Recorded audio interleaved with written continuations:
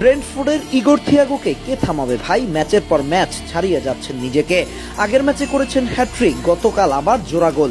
Premier লিগের ইতিহাসে ব্রাজিলিয়ানদের মধ্যে এক সিজনে সর্বোচ্চ গোলের রেকর্ডটাও ভেঙে ফেলেছেন ইগোর থিয়াগো, সেটাও আবার অর্ধেক সিজনের মধ্যেই। সেলেসাও কিংবদন্তি আর নাইন রোনালদোর প্রতিচ্ছবি এই ইগোর থিয়াগোর মাঝে দেখা যায়। ব্রাজিল দলে তো তার মতোই একজন ধারাবাহিক স্ট্রাইকার দরকার। গতরাতে সান্ডারল্যান্ডের বিপক্ষে ৩-০ ব্যবধানে জয়ের ম্যাচে ব্রেন্টফোর্ডের হয়ে ২ গোল করেন ২৪ বছর বয়সী এই স্ট্রাইকার। চলতি মৌসুমে প্রিমিয়ার লিগে তার গোল সংখ্যা এখন ১৬।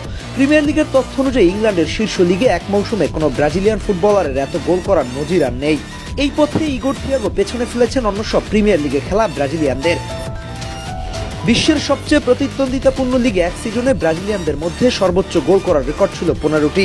লিভারপুলের সাবেক ফরওয়ার্ড রবার্তো ফিরমিনো, আর্সেনালের গাব্রিয়েল মার্টিনেল্লি এবং উলফসের সাবেক তারকা ম্যাথিউস কুনিয়া প্রত্যেকেই এক সিজনে ১৫টি গোল করে যৌথভাবে শীর্ষ ছিল।